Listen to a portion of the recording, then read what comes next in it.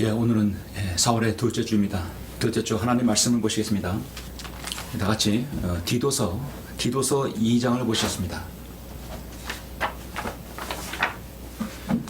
디도서 2장 1절부터 15절까지 제가 한 장을 봉독해 올리겠습니다. 오늘 말씀은 디도서 2장 1절로 15절입니다. 제가 봉독해 올리겠습니다. 그러나 너는 건전한 교리에 부합되는 것들을 말하며 나이 많은 사람들은 신중하고 근엄하며 절제하고 믿음과 사랑과 인내함에 건전하게 하고 나이 많은 여자들도 이와 같이 되게 하여 행실이 거룩하고 모함하지 아니하며 술에 임박이지 아니하며 선한 것들을 가르치는 선생이 되어 그들이 젊은 여자들을 가르쳐서 절제하고 남편을 사랑하며 자녀들을 사랑하고 신중하며 정숙하고 집안일에 힘쓰며 선하고 그들 자신의 남편에게 복종하게 하라. 이는 하나님의 말씀이 모독을 받지 않게 하려 함이라. 이와 같이 젊은 남자들에게도 신중하게 행동하도록 권하되 매사에 내 스스로가 선한 일에 본을 보이고 교리에 있어서는 부패치 않음과 신중함과 진실함을 보이며 건전한 말을 하여 정죄받지 않도록 하라. 이는 대적하는 자로 부끄러움을 당하여 너희를 악하다고 말하지 못하게 하려 함이니라. 종에게는 권하되 자기 주인에게 복종하고 매사에 그들을 기쁘게 하며 거슬러 말하지 말고 착복하지 말며 온전히 선한 충성을 보이게 하라. 이는 그들이 매사에 우리 주 하나님의 교리를 돋보이게 하려 함이니라. 이는 구원을 주시는 하나님의 은혜가 모든 사람에게 나타나서 우리를 가르치시되 불경감과 세상 증욕들을 거부하고 우리로 신중하며 의롭고 경건하게 이 현 세상을 살아가게 하시며 그 복된 소망 곧 위대한 하나님이신 우리 구주 예수 그리스도의 영광스러운 나타나심을 기다리게 하셨음이니 이는 우리를 위하여 자신을 주신 것은 우리를 모든 죄악에서 구속하시고 자신을 위해 정결케 하사 선한 일에 열심을 내는 독특한 백성이 되게 하려 하심이라. 이런 것들을 말하고 권면하며 모든 권위를 가지고 책망하여 아무도 너를 업신여기지 못하게 하라. 사도 바울이 사역자 디도에게 권하는 귀한 권면의 말씀입니다. 오늘의 이 권면의 말씀은 목회라는 목회의 서신, 목회를 하는 분들 뿐만 아니라 모든 성도에게도 동일하게 적용되는 말씀이죠. 오늘 말씀을 위해서 제가 잠시 기도하고 설교하겠습니다. 존귀하시고 거룩하신 아버지 하나님, 감사를 드립니다. 오늘 주님께서 귀한 주일날 허락하셔서 이 귀한 말씀 가운데 우리가 다시 한번 묵상하고 상고하며 또 말씀을 들을 수 있는 기회를 주심을 감사합니다. 하나님께서는 우리 각인에게 각자의 성품들을 주셨습니다. 그 성품은 모두가 다릅니다.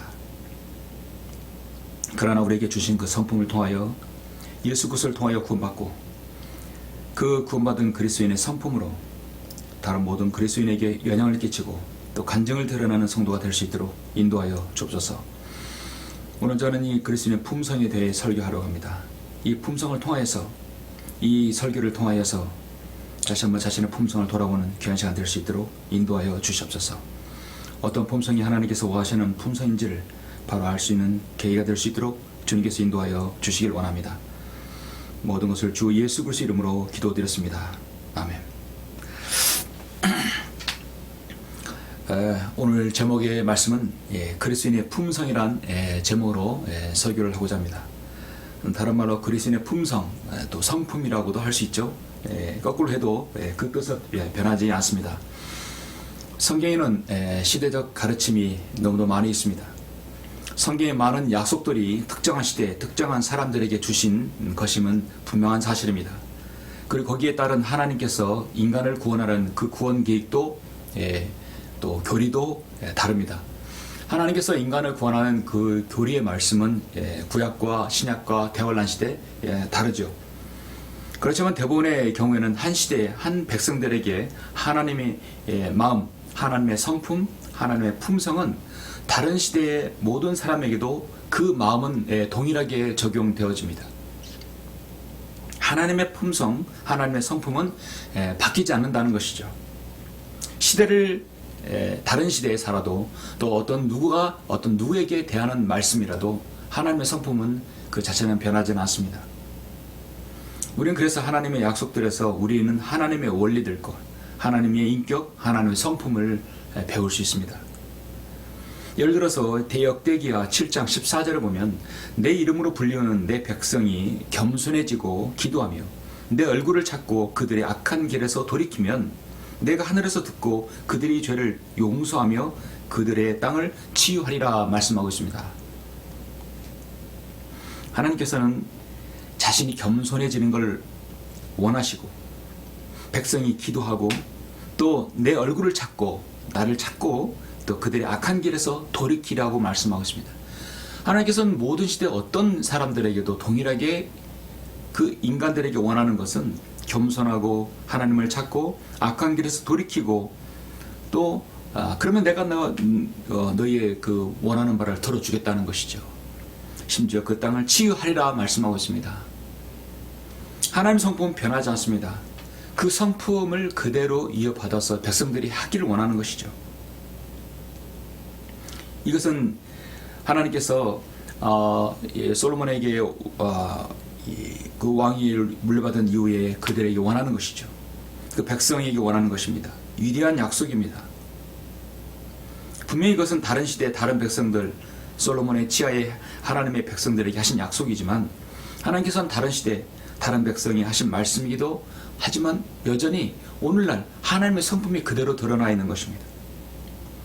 여전히 우리 시대에도 은혜가 있고 또 성령님께서 관장하는 이 시대에도 하나님의 성품은 그대로 드러납니다. 어느 시대든지 하나님의 백성이 악한 길에서 떠나 스스로 겸비하고 겸손하고 기도를 하나님을 구하면 하나님께서는 저들의 죄를 용서하시고 그들의 땅을 고쳐주실 것이라고 분명히 말씀하고 있습니다. 하나님의 자비로운 성품은 오늘날에도 미국이나 폴란드나 영국이나 스웨덴이나 독일이나 한국이나 일본이나 어느 시대도 동일하게 역사합니다. 어떤 한 사역자가 이 목사님이 새로운 교회에 부임하여서 설교를 하게 되었습니다. 이제 처음 설교를 하기 위해서 강단에 올라갔는데 강대상 위에 그 강단 위에 종이 쪽지가 놓여 있었다고 합니다. 목사님은 급한 광고인 줄 알고 재빨리 그 속으로 읽었습니다. 거기는 그렇게 쓰였습니다. 목사님, 우리는 목사님을 통하여 예수 그리스도를 보기를 원합니다. 라는 쪽지였다고 합니다. 목사님은 순간 당황했습니다.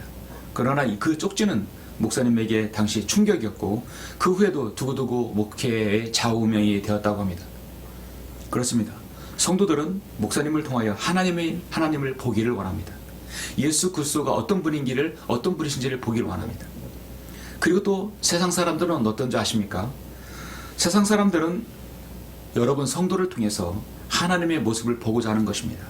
여러분 성도를 통해서 예수님이 어떤 분인가를 알고자 하는 것입니다. 그러고 나의 품성, 나의 성품을 통해서 우리는 많은 간증을 드러낼 수 있고 또 십자가를 여러분 욕되게 할 수도 있는 것이죠.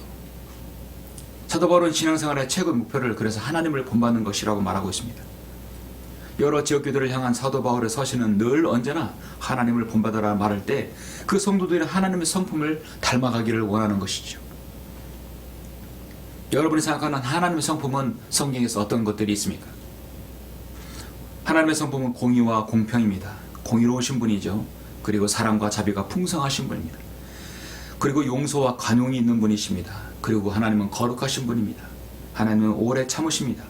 하나님께서는 긍휼과 노하시기를 더디하신다고 말씀하고 있습니다.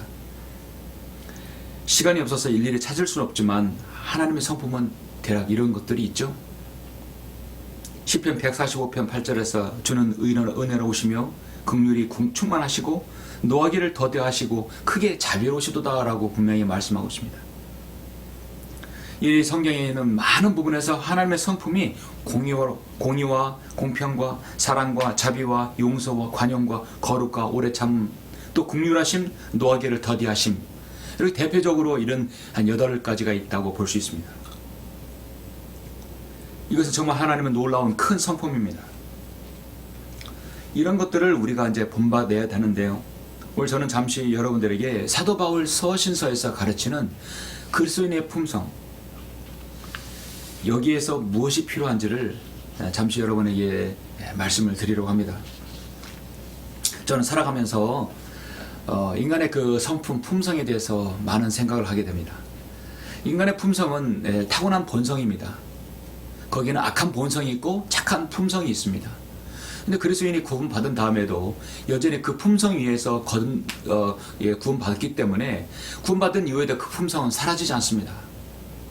애지간해서는 바뀌지는 않습니다. 그러나 우리는 예수 그리스도를 통해서 무엇인가 시정하고 고칠 수 있는 사람들이고 가능성이 있는 사람들이기 때문에 오늘 본문 말씀에서 말씀하는 그리스도인의 품성은 어떤 것이 있는가를 말씀드리고자 하는 것이죠. 오늘 본문의 말씀 디도서는 디모데 전후서와 동일한 목회 서신입니다. 디모데 전후서와 디도서는 목회자들, 디모데와 디도에게 보냈다고 해서 꼭 목회자들에게만 보내는 서신서가 아닙니다.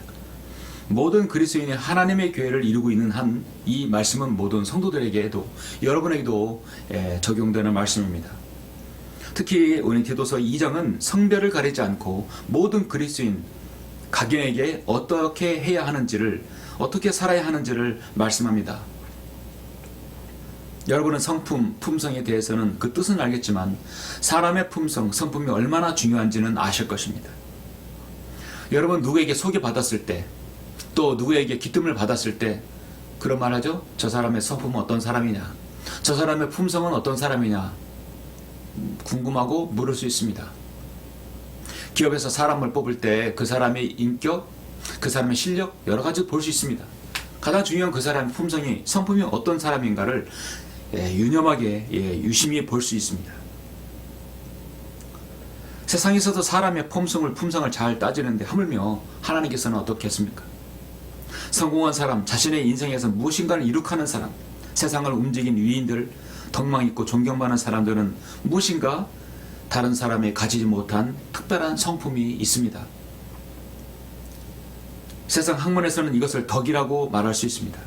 물론 성경에서 덕을 아주 중요하게도 성경에서도 가르치고 있죠.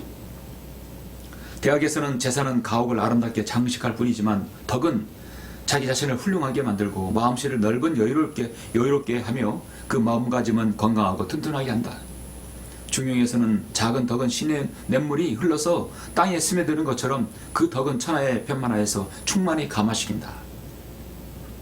송나라 사마원공은 돈을 모아서 자손에게 남겨주더라도 반드시 자손이 잘 지키지 못할 수도 있고, 책을 모아서 자손에게 남겨주더라도 반드시 다 읽지 못할 수도 있지만 몰래 베푸는 덕은 뚜렷이 나타나지 않는 가운데 쌓여므로 자손 대대로 귀하게 귀중한 유산으로 남을 수 있다고 말씀하고 있습니다. 좋습니다. 좋은 말입니다. 그러나 문제는 이런 세상에 있는 학문들은 생명력이 없다는 것이죠. 거기에 영생이 없고 거듭남이 없습니다. 구원이 없습니다. 그래서 영생의 말씀, 구원의 말씀, 생명 있는 말씀은 하나님 말씀을 통해서만이 우리가 볼 수 있습니다.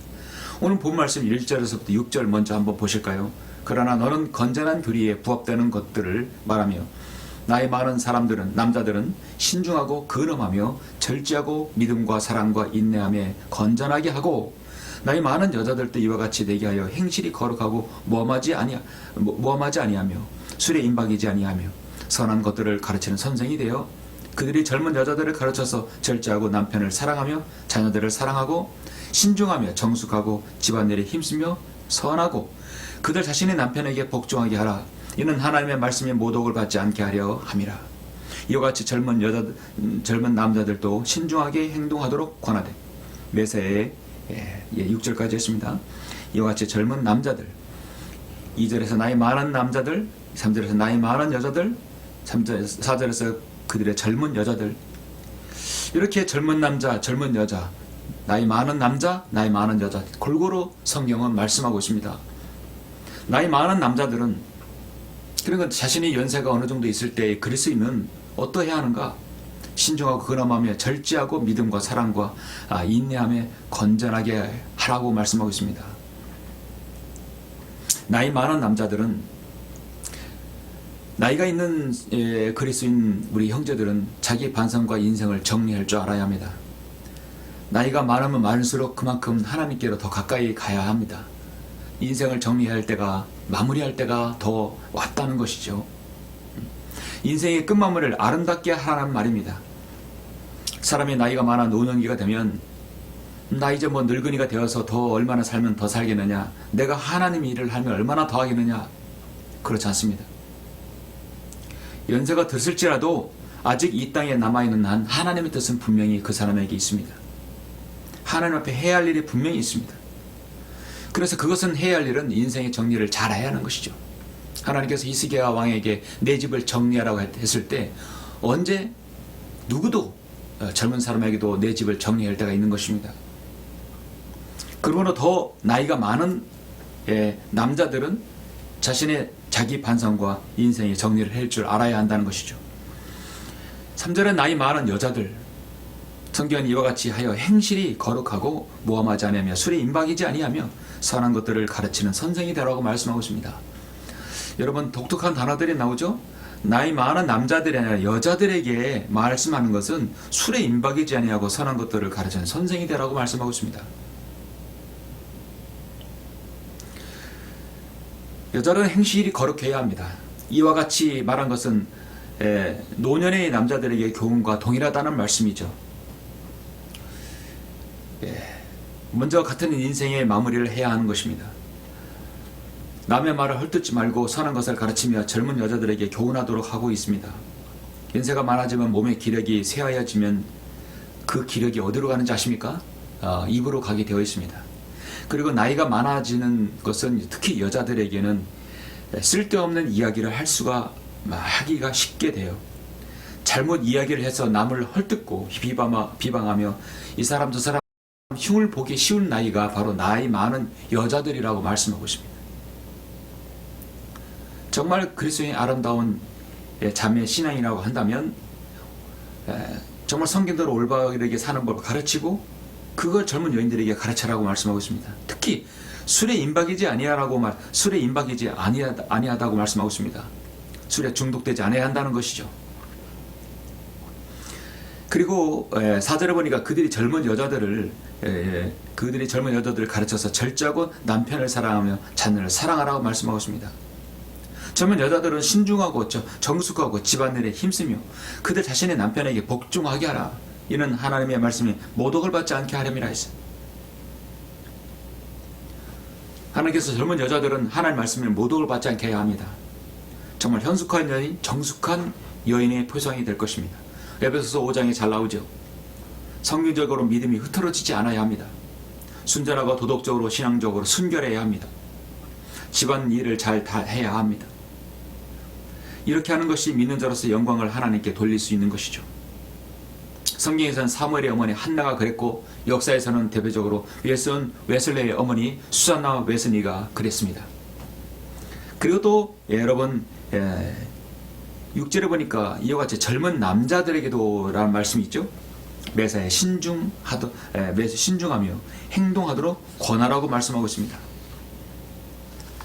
자, 이렇게 나이 많은 남자들, 나이 많은 여자들, 그리고 젊은 남자에게도 분명히 말씀하고 있는데 모든 그리스도인 또 모든 교회의 지도자로 간다면, 목회자로 간다면 두 가지 그리스도인의 품성이 있어야 한다고 성경은 말씀하고 있습니다. 그리스도인의 품성에 필요한 것은 무엇인가? 첫 번째, 아주 중요합니다. 자신의 품성에 그리스도를 나타내 보이는 사람이다 하는 것입니다. 한마디로 선한 일에 본을 보이는 그리스도인입니다. 여러분 7절에서 10절까지 보시겠습니다. 매사에 내 스스로가 선한 일에 본을 보이고 교리에 있어서는 부패치 않음과 신중함과 진실함을 보이며 건전한 말을 하여 정죄받지 않도록 하라. 이는 대적하는 자로 부끄러움을 당하여 너희를 악하다고 말하지 못하게 하려 함이니라. 종들에게는 권하되 자기 주인에게 복종하고 매사에 그들을 기쁘게 하며 거슬려 말하지 말고 착복하지 말며 온전히 선한 충성을 보이게 하라. 이는 그들이 매사에 우리 구주 하나님의 교리를 돋보이게 하려 함이니라 말씀하고 있습니다. 여러분, 그리스도인의 됨됨이는 그리스도인의 믿음의 행위입니다. 하나님께서는 믿음으로 구원받은 그리스도인에게 그 이름에 합당한 선행을 요구하십니다. 그것이 곧 그리스도인의 덕행이고 그리스도인의 품성입니다. 그 품성에서 나오는 것입니다. 여러분, 선행이 구원을 위해서 전혀 필요하지 않다고 해서 선행이 그리스도인에게 결코 필요 없다는 것은 아닙니다. 구원을 위한 필수 요소는 선행은 아닙니다. 그러나 구원받은 이후에 선행과 덕행, 그리스도인의 품성은 너무도 중요합니다. 그 품성을 통해서 예수 그리스도를 욕되게 하고 예수 그리스도를 드러내기도 할 수 있다는 것이죠. 행위에 의해서가 아니라 오직 믿음으로 구원받은 그리스도인은 구원받기 이전과 다르게 변화된 생활을 해야 합니다. 왜냐하면 새로운 피조물이 된 그리스도인은 성배된 삶을 사는 매우 자연스러운 일인 것이죠. 성배된 삶을 사는 것이 매우 자연스러운 겁니다. 성령을 따라 그리스도인이 합당한 열매를 맺어야 되는 것이죠. 여러분은 그리스도인이시죠. 자신이 그리스도인이라는 사실을 무엇으로 증명합니까? 내게 믿음이 있다는 것은 무엇으로 증명합니까? 여러분, 믿음은 보이질 않습니다. 나는 그리스도인이라고 여기다가 이렇게 표시를 해서 여기다가 명찰을 달고 여러분 다니는 것입니까? 그렇지 않습니다. 야고보서 2장 17절에서 행함이 없는 믿음만으로는 죽은 것이니라. 오 허황된 사람아, 행함이 없는 믿음은 죽은 것을 내가 알고자 하느냐 말씀하고 있습니다. 영이 없는 몸은 죽음같이 행함이 없는 믿음도 죽은 것이니라.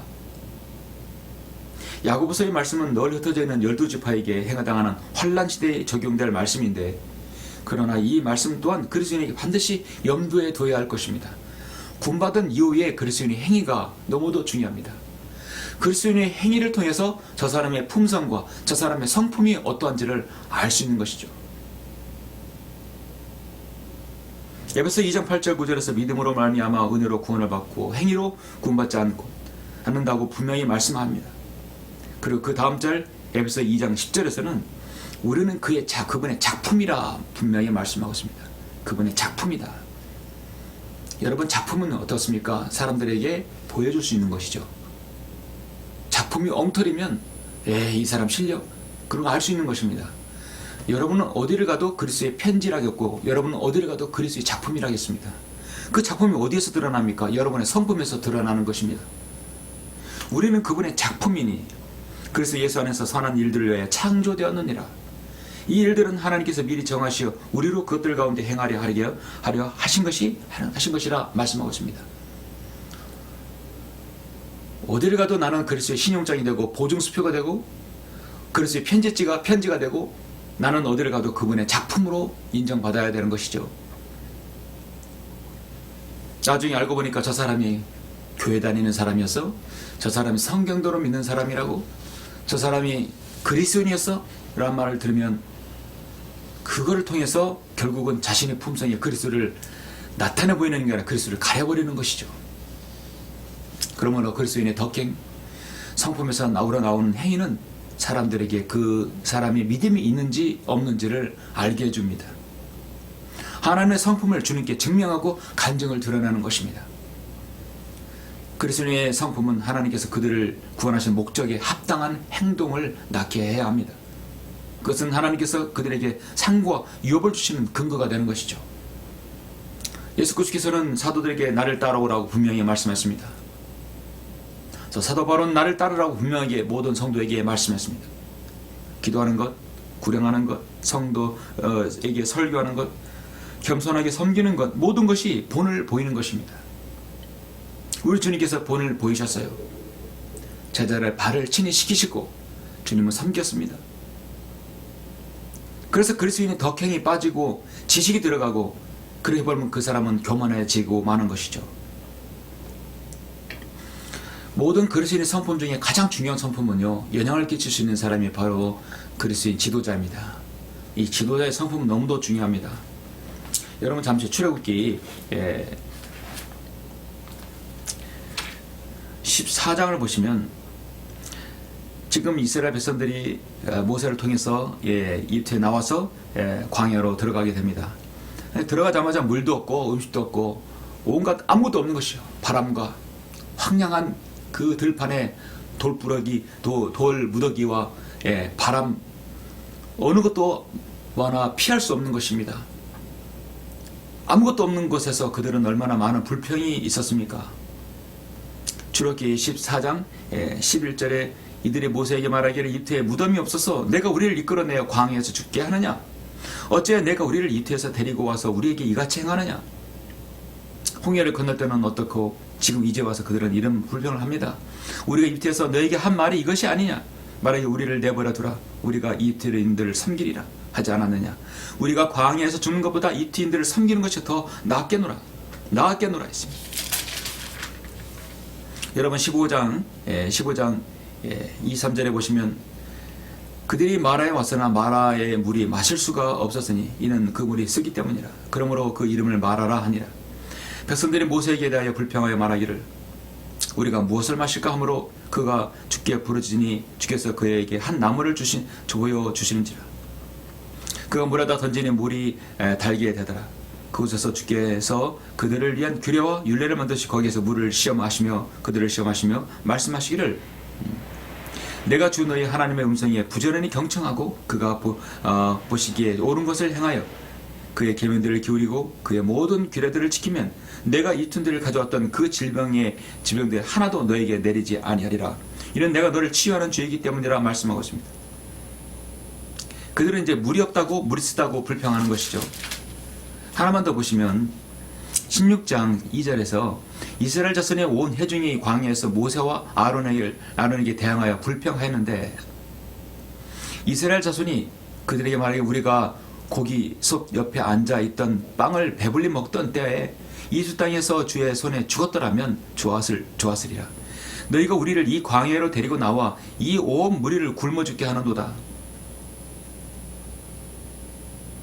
그때 주께서 모세에게 말씀하시기를 보라 내가 너희를 위해 하늘로부터 빵을 비처럼 내리리니 백성들은 나가서 매일 일정한 양을 거둘 것이요 이로써 나는 그들이 내 법대로 행하는지 행하지 않는지 시험하리라.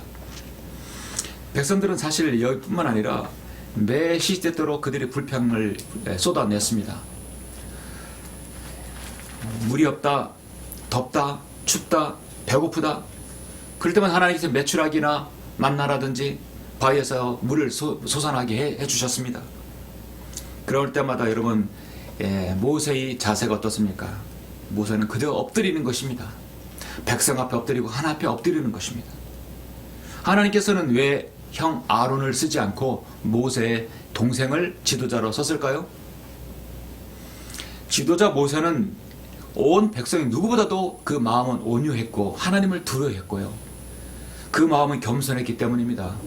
그가 지도자의 자질을 가질 수 있는 품성을 가졌기 때문에 하나님께서 그를 쓰신 겁니다. 하나님께서 왜 유다의 야곱의 12아들 중 루벤 장자를 하나님께서 왕권을 주지 않았습니까? 왜 주지 않았습니까? 하나님께서 왜 넷째 아들 다윗에게 줬습니까? 다윗의 품성을 보셨기 때문입니다.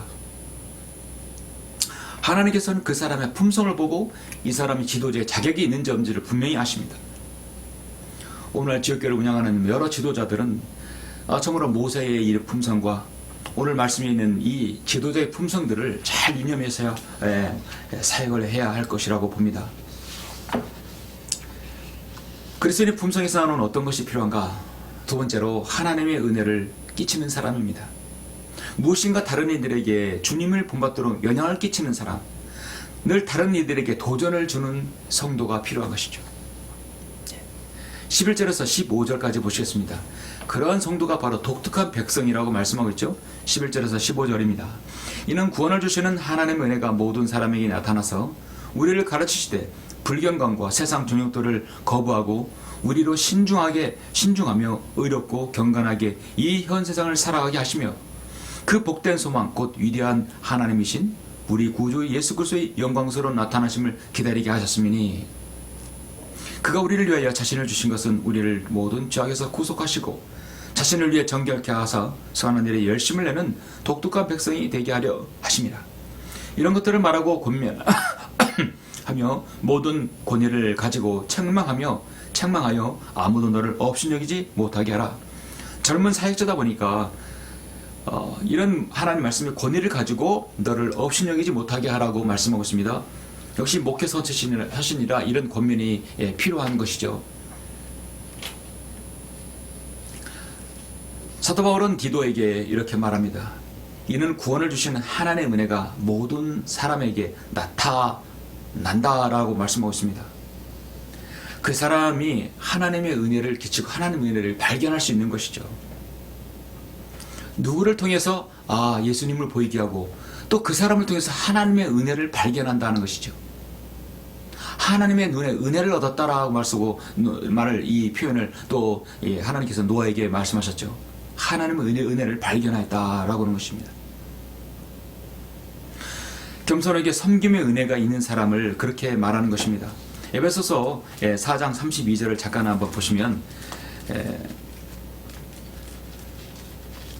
에베소서 4장 32절을 보시면, 너희는 서로 친절하고 다정다감하며 서로 용서하되 그리스도께서 그리스도를 위하여 너희를 용서하신 것 같이 하라 라고 말씀하고 있죠. 이 말씀은 모든 그리스도인이 갖춰야 할 성품, 바로 어느 정도 성숙한 성도인지를 가늠할 수 있는 좀 최상의 성품입니다. 너는 서로 친절하라고 말씀하고 있습니다. 그리스도의 성품은 그리스도인의 인격입니다. 다정다감하라고 말씀하셨고, 다른 사람의 관계에서 그리스도인 언행은 동정하고 슬퍼하고 공감 가야 한다는 것입니다. 그렇게 함으로써 도움의 손길이 필요한 것이 발견되는 것입니다. 그렇게 함으로써 그 사람에게서 하나님의 은혜를 끼치는 것이죠. 서로 용서하라고 말씀하고 있습니다. 왜냐하면 우리는 그리스도께서 이미 우리의 죄들을 용서하셨기 때문입니다. 그리스도의 성품은 죄를 지은 사람은 주님께 자백하였고 자신의 잘못을 시인했다면 기꺼이 용서합니다.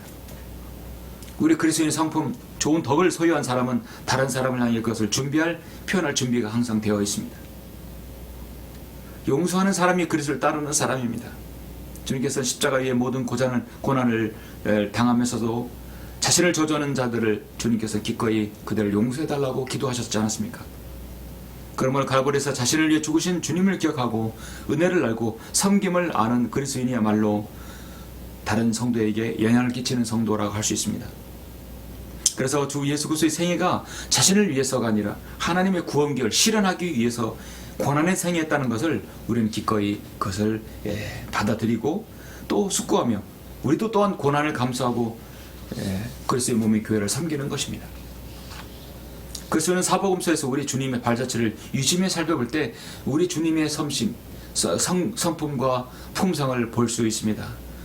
우리 주님은 함부로 남을 비난하지 않고 함부로 남에게 비평을 하지 않습니다. 오직 하나님의 말씀에 어긋나는 것에만 정확하게 제시하고 그들을 책망합니다. 요한복음 13장에 보면 예수 그리스도께서 마지막 유월절을 보내시면서 저녁 식사 후에 대야에 물을 떠서 직접 제자들의 발을 씻겨주셨습니다. 이제 곧 그를 떠날 때가 된 것을 아신 것입니다. 세상에서 스승이 제자의 발을 씻겨주는 것은 여러분 쉽지 않습니다. 보는 것은 쉽지 않아요. 얼마나 아름다운 겸손이며 섬김입니까? 수고하고 무거운 짐진 자들아 다 내게로 오라. 그러면 내가 너에게 쉼을 주리라. 나는 마음이 온유하고 겸손하니 이것이 주님의 마음입니다. 나는 마음이 온유하고 겸손하니 내 멍에를 메고 나에게서 배우라. 그러면 너희가 너희 혼의 쉼을 얻으리라. 모세의 마음이 온유하고 겸손했습니다. 다윗의 마음이 온유하고 겸손했습니다. 이스라엘 지도자가 그랬고 하나님께 쓰신 지도자가 마음이 온유하고 겸손하다는 것입니다. 주님의 겸손한 멍에는, 주님의 그 온유한 멍에는 바로 나에게, 바로 여러분에게 지친 혼을 쉬게 하는 것입니다. 이처럼 주님께서는 자신을 따르는 우리에게 그리스도의 선행이 무엇인지, 섬김이 무엇인지, 품성이 무엇인지, 어떤 품성인지를 주님께서 친히 가르쳐 주셨던 것입니다. 사랑하는 성도 여러분, 말씀을 맺겠습니다. 오늘날 현대 기독교 용어에서 영성이라는 말을 많이 씁니다. 보면 어디 영성학교, 또 영성세미나, 영성은 사실 그리스도인에 있어서 저는 다른 말로 영적인 성품을 말하는 것이라고 볼 수 있습니다. 영성하면 어떤 초자연적인 신유, 병고침, 그런 능력하는 것이죠. 절대 영성이 아닙니다. 영성은 영적인 성품, 절대 보이지 않는 그리스도의 성품을 말하는 것입니다. 그리스도의 영적인 성품은 정말 신성한 성품입니다. 이 시대 그리스도인은 반드시 회복해야 할 덕목 중에 하나입니다. 많은 영적인 성품 가운데 무엇보다도 겸손한 태도가 소중하죠. 빌보서 2장 3, 4절에서 말씀합니다. 어떤 일도 다툼이나 허영을 따라서 하지 말고 오직 생각의 겸손함으로 남을 자신들보다 존중하고 각자 자기 일만 돌보지 말고 남의 일도 돌아보라. 겸손과 존중이다 것입니다. 겸손은 남을 나보다 낮게 여기는 것이고 교만은 남을 낮아보게 여기는 것입니다. 교만과 겸손의 차이는 다른 사람의 태도에서 볼 수 있습니다. 사람들이 말하는 이른바 갑의 행포는 곧 남을 낮게, 아주 낮게 여기고 교만해서부터 시작하는 것입니다. 성공하면 주변 사람들에 대한 배려가 점점 줄어들기 쉽습니다. 그리스도인도 세상이 변하고 무엇이 변화도 자신의 그 성품, 주님을 따르는 성품은 변하지 말아야 합니다. 여러분, 그리스도의 품성은 결코 여러분 이론이 아닙니다. 성도가 실천해야 할 덕목 중에 하나입니다. 그것은 믿음처럼 보이지 않을 것이 아닐 뿐만 아니라 은밀히 보시는, 하나님께서 보시는 그 믿음의 행위입니다. 그러므로 그리스도인의 덕행이 없다면, 그 품성이 좋은 품성이 없다면 그가 어떤 그리스도인인가, 그런 의문을 품을 수밖에 없습니다. 나는 물질이 없기 때문에, 나는 건강하지 못해서, 나는 재능이 없어서, 나는 뭐가 부족해서 핑계를 차는 사람은 그리스도인 덕을 실천하는데 여러분 어려움이 있습니다. 그럴 때는 우리가 갈보리로 앞에 나아가야 합니다. 자신의 지난 날을 눈물로 참여하고 자백하며 회개하고 우리 주 예수 그리스도의 발을 씻는 그 여인을 기억해야 할 것입니다. 자신이 가진 전부를 최선을 다해서 주님을 섬기는 것이죠. 오늘 우리가 잊지 말아야 하는 것은 성경적 믿음 위에 어떤 것도 올려놓지 말아야 합니다. 믿음의 덕의 지식을 쌓아야 한다고 베드로전서 1장에서 분명히 말씀하지 않았습니까? 그 자신의 그 믿음과 덕과 그 다음에 지식입니다. 바로 믿음, 그 다음 덕입니다.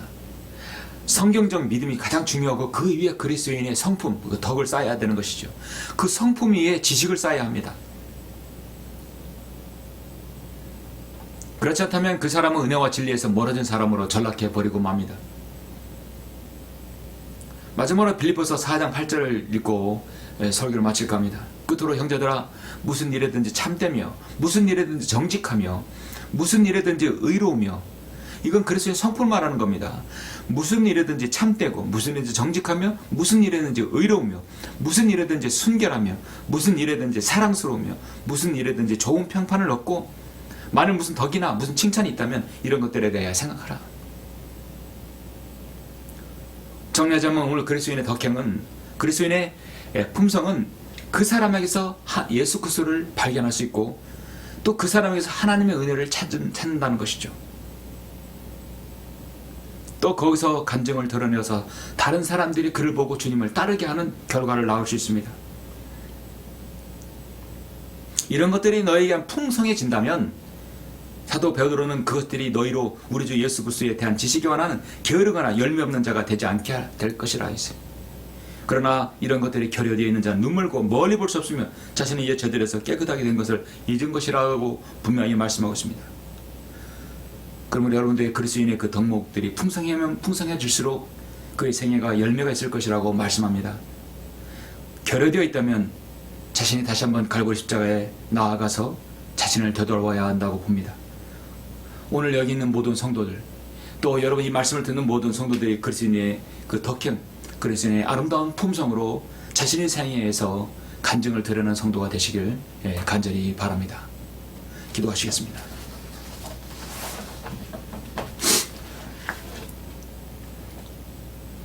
우리를 사랑하시는 아버지 하나님 감사드립니다. 우리는 방금 디도서 2장을 통하여서 그리스도인의 품성에 대해서 잠시 살펴보았습니다. 그리스도인의 품성은 첫 번째, 자신의 삶을 통해서 예수 그리스도를 보이게 하고 또 하나님의 의를 은혜를 발견하는 것입니다. 그렇게 그 아름다운 간증을 통해서 다른 사람이 주님께 헌신하게 하는 것입니다. 아버지 하나님, 우리는 옛 본성을 따라 살기를 원합니다. 늘 그래서 잘못을 하고 간증을 잃어버리기도 합니다. 그러나 예수 그리스도를 통하여 구원을 받고 이 바른 진리의 지식의 말씀을 통해서 자신의 성품을, 품성들을 더욱더 예수 그리스도께 맞추는 성도가 될 수 있도록 인도하여 주옵소서. 옛 육신을 죽이고 옛 성품을 죽이고 새로운 성품을 본받아 따라가는 삶을 살 수 있도록 인도해 주시길 원합니다. 이 말씀을 듣고 모든 성도들이 아름다운 간증으로 주님께 영광 돌리는 삶 될 수 있도록 인도하여 주옵소서. 주 예수 그리스도 이름으로 기도드렸습니다. 아멘.